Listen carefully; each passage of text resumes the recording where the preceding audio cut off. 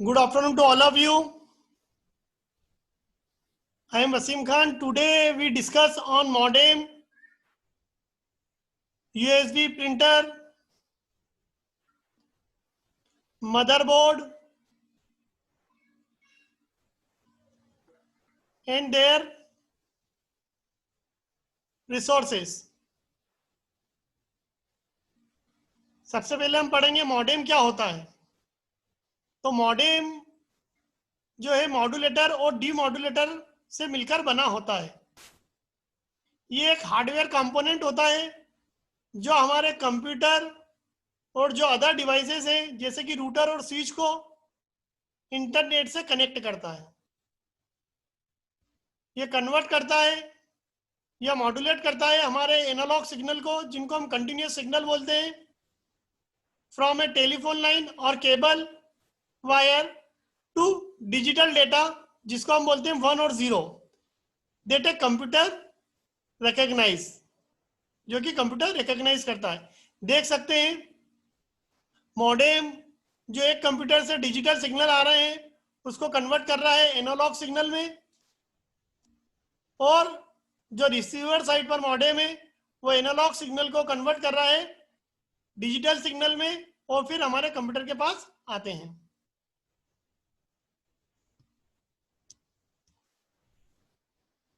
तो मॉडेम का यूज क्या हुआ? तो मॉडेम यूज हो रहा है हमारा transmitting and receiving data over a communication channel. Communication channel किसको बोल रहे हैं? जैसे twisted pair, telephone line, coaxial cable, optical fibres cable, इन सभी को हम कम्युनिकेशन चैनल कह रहे हैं। करंटली जो पर्पस होता है मॉडेम का, वो convert a computer data stream to analog format so that it can be transmitted over the analog telephone line. Modem हमारे कितने टाइप के होते हैं? Directional capacity modem, connection to the line modem, transmission mode के according modem का classification. तो directional capacity के according जो हमारा मॉडेम होता है, हाफ डुप्लेक्स मॉडेम होता है और full duplex modem. Connection to the line के अकॉर्डिंग हमारे मॉडेम होते हैं 2 wire modem and 4 wire modem. Transmission mode के अकॉर्डिंग हमारे मॉडेम होते हैं asynchronous modem and synchronous modem. Half duplex modem permit transmission in one direction at a time. ये carry करता है या डिटेक्ट करता है, मतलब if a carrier is detected, मतलब जो हमारे लाइन है वो डिटेक्ट करती है on the line by the modem, it gives an indication of the incoming carrier to the DT through a control signal of its digital interface. As long as the signal is being received, the modem does not give permission to the DT to transmitted data. मतलब half duplex modem क्या बोल रहा है? एक ही direction में क्या कर रहा है? ट्रांसमिशन को परमिट कर रहा है, सिर्फ एक डायरेक्शन में। अगर वहीं हम फुल डुप्लेक्स मॉडेम देखते हैं तो हम देख सकते हैं यहाँ पर कि फुल डुप्लेक्स मॉडेम अलाउ कर रहा है simultaneous transmission in both direction.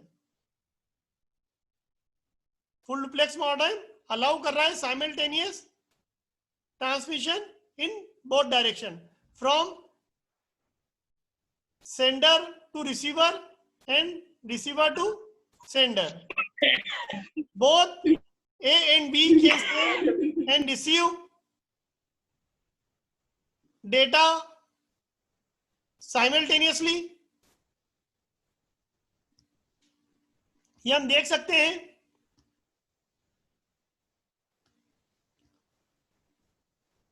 इसमें बिल्कुल क्लियर है। Therefore, there are two carriers on the line. One is outgoing and other is incoming. ये outgoing है and other one is incoming.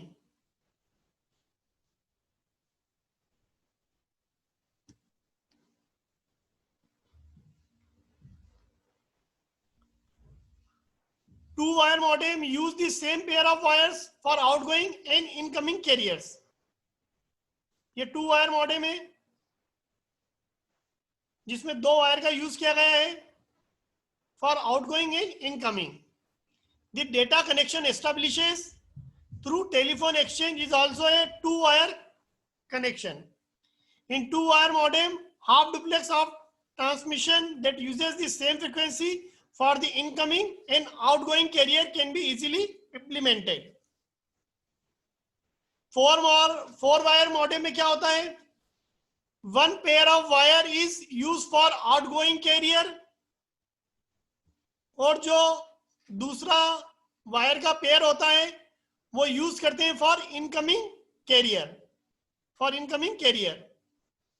चार wire use करते हैं, दो वायर के पेयर हम आउटगोइंग के लिए, दो वायर के पेयर हम इनकमिंग के लिए यूज करते हैं। फोर वायर मॉडेम में हाफ डुप्लेक्स और फुल डुप्लेक्स दोनों ही का डेटा ट्रांसमिशन पॉसिबल है। As the physical transmission path for each direction is separate, the same carrier frequency can be used for both the direction. same frequency को हम outgoing और incoming दोनों के लिए यूज कर सकते हैं। इसके बाद आता है हमारा asynchronous modem can handle data type with start and stop bits। मतलब asynchronous modem में हम start और stop bit का यूज करते हैं। इसमें कोई भी सेपरेट टाइमिंग सिग्नल या clock between the modem and DT हम यूज नहीं करते हैं। इसमें हम हमारी इंटरनल टाइमिंग पल्सेस को सिंक्रोनाइज करते हैं repeatedly to leading edge of the start pulse. Synchronous modem handle करता है continuous stream of bits but require a clock signal. यहां पर क्लॉक सिग्नल की जरूरत पड़ती है। यहां पर continuous stream of bit transmit हो रही है और हमेशा जो डेटा बिट रहेगी वो क्लॉक सिग्नल से सिंक्रोनाइज करेंगे, इसलिए इसको सिंक्रोनस मॉडेम बोलते हैं। जो भी हमारी डेटा बिट होगी उसको हम क्लॉक सिग्नल के साथ सिंक्रोनाइज करते हैं। तो यहां हमारी जो क्लॉक होती है वो सेपरेट होती है for the data bits being transmitted and received. इसके बाद हम नेक्स्ट टॉपिक पढ़ रहे हैं प्रिंटर का, जिसमें हम यूएसबी प्रिंटर के बारे में पढ़ रहे हैं। जो प्रिंटर हम प्लग करते हैं यूएसबी पोर्ट से उनको हम यूएसबी प्रिंटर कहते हैं। जो यूएसबी प्रिंटर है वो यूज करते हैं यूएसबी एबी केबल को, जैसे कि इसके नाम से समझ में आता है। इसमें दो एंड होते हैं। जो पहला एंड होता है USB A is a flat rectangular plug. जो दूसरा एंड होता है यूएसबी का जिसको हम यूएसबी बी बोलते हैं, जिसमें square plug with two curve edges, square plug with two curve edge होते हैं which goes into the printer, जो कि प्रिंटर में जाता है।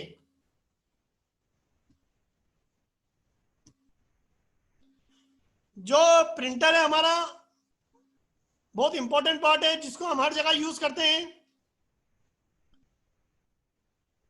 प्रिंटर को हम poster size, print kits game, print camera, greeting card, sticker, create stationery, enlarge old photo सभी जगह यूज करते हैं।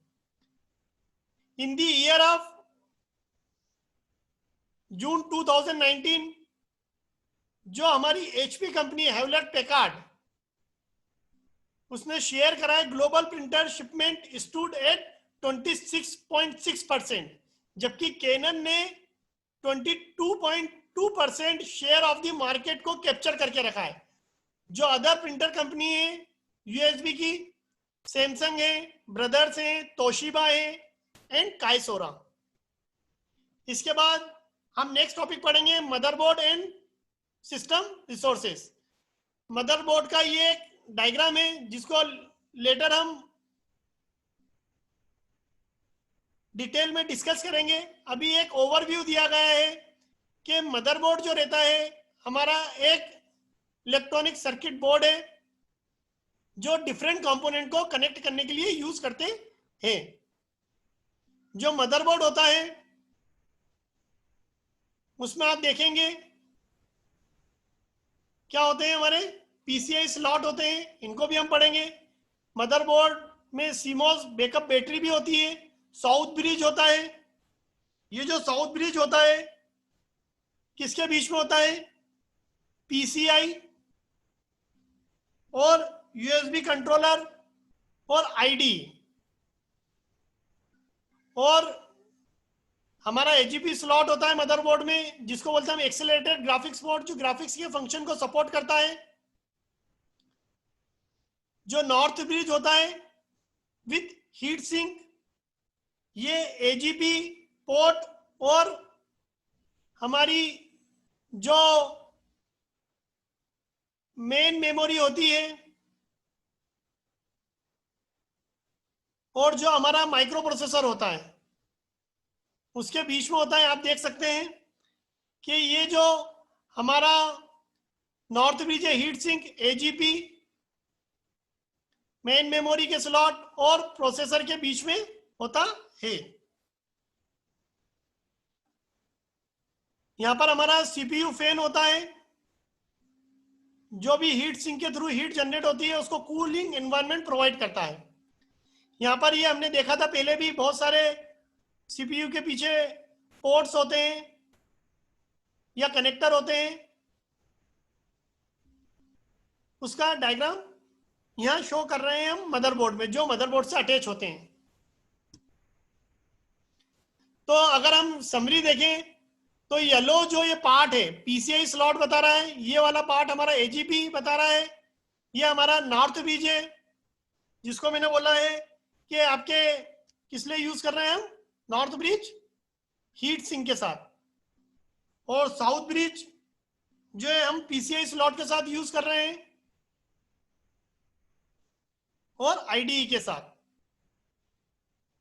पीसीआई और आईडीई के साथ हम साउथ ब्रिज को ले रहे हैं, या यूएसबी कंट्रोलर के साथ भी ले सकते हैं।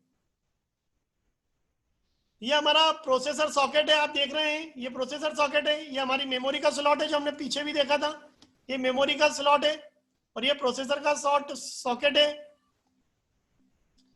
यहाँ हमारा बायोस लगा होता है, बेसिक इनपुट आउटपुट सिस्टम, जिसको हम डिटेल में पढ़ेंगे। यहाँ मैंने आपको बताया था सीमोस बैकअप बैटरी जो इंपॉर्टेंट पार्ट है, इसको भी हम डिटेल में पढ़ेंगे।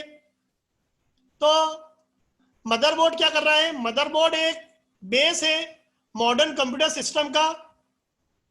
जैसे कि processor is the brain of computer है, वैसे ही motherboard is the central nervous system और सर्कुलेटरी सिस्टम है, plus much more, in all rolled into one. Here are the main parts of the motherboard and its related devices, हम discuss भी करेंगे shortly. Motherboard क्या हो गया, हमारा एक मेन सर्किट बोर्ड है in the computer where everything comes together. This is where you plug in your processor. Motherboard एक ऐसी जगह है जहां आप अपने प्रोसेसर को कनेक्ट कर रहे हो, मेमोरी को कनेक्ट कर रहे हो, कैशे मेमोरी को कनेक्ट कर रहे हो, वीडियो कार्ड और अदर कार्ड सभी को कनेक्ट कर रहे हो। It is also where you connect your peripherals, input output devices. System chip and controller को हम कनेक्ट करते हैं। चिपसेट के बारे में हमने पढ़ा था, chipset and other motherboard circuitry are the smart of the motherboard. Their job is to direct traffic and control the flow of information inside the computer. जो मदरबोर्ड का स्पेसिफिकेशन है हम उसके फॉर्म फैक्टर के थ्रू भी decide करते हैं, जिसको हम डिटेल में आगे पढ़ेंगे।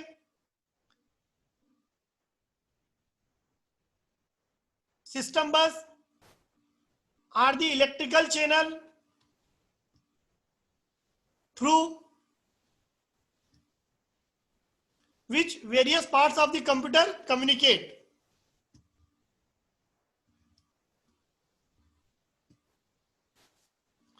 BIOS, which stands for basic input output system, is pronounced BIOS or BIOS. is a computer program that is built into the PC hardware. It is the lowest level program that runs on computer.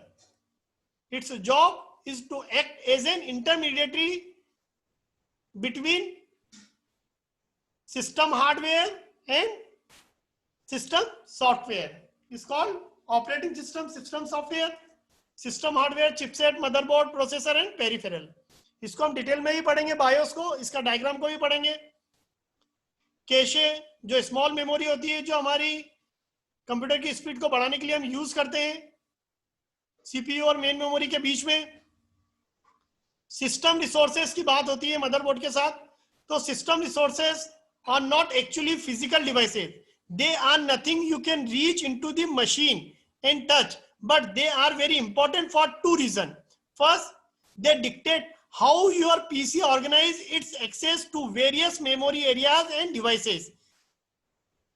हमारा PC कैसे organise करेगा access को various memory area और devices के साथ. दूसरा इसका important role होता है सिस्टम रिसोर्स का. They are one of the most common area where people have problems. तो सिस्टम रिसोर्सेस में क्या आएंगे हमारे? Interrupt request, a device request time for the processor using these interrupt requests. Under traditional design, each device has a different interrupt request number, IRQ. दूसरा जो system resource होता है हमारा डायरेक्ट मेमोरी एक्सेस चैनल, जिसको हम बोलते हैं DMA. Some devices have the ability to read and write directly from the system memory instead of asking the processor to do it for them. जो हमारा third resource होता है system का, input output address. Devices exchange information with the system by putting data into certain specific memory addresses. जो fourth number का resource होता है system का, वो होता है memory address. Similar to input output address, many devices use block of memory as part of their normal functioning. For example, they map hardware program जैसे BIOS code into memory और use a memory area to hold temporary data they are using. इसके बाद हमारा next topic है memory mapping. Memory mapping क्या होता है? जैसा कि हमने ओएस में ही पढ़ा था मैपिंग के बारे में, वही चीज सेम है यहाँ पर भी. Memory mapping is the translation between the logical address space and physical memory. The objective of memory mapping are to translate from logical to physical address, logical को फिजिकल में कन्वर्ट करना, लॉजिकल एड्रेस को physical address में convert करना. to add memory protection bits, to enable better memory management resources. Mapping is important to computer performance both locally and globally. Locally means how long it takes to execute an instruction. Globally means how long it takes to run a set of program. यह instruction की बात हो रही है locally में, और globally में to run a set of program. It is the process. Memory mapping को जो माइक्रो प्रोसेसर की टर्म में हम बोल सकते हैं, ये तो ऑपरेटिंग सिस्टम की टर्म में हमने बात करी, और ये माइक्रो प्रोसेसर या कंप्यूटर आर्किटेक्चर की टर्म में हम मेमोरी मैपिंग को क्या बोलेंगे, क्योंकि दोनों ही कंप्यूटर हार्डवेयर के मेन पार्ट हैं, दोनों ही डेफिनेशन सही हैं कंप्यूटर हार्डवेयर में. It is the process of assigning address range. ये एक ऐसी प्रोसेस है जो एड्रेस की रेंज को असाइन करती है हर मेमोरी आईसी के लिए इन ए माइक्रो कंप्यूटर. तो it is the process of assigning address range to each memory IC in a microcomputer. Example, 8-bit processor या 8 bit microprocessor has 16 bit address bus. जो हमारा 8 bit का micro processor होता है उसमें 16 address bus होती हैं with A 1 KB memory chip. तो आज का लेक्चर में यही समाप्त करूंगा। Thank you.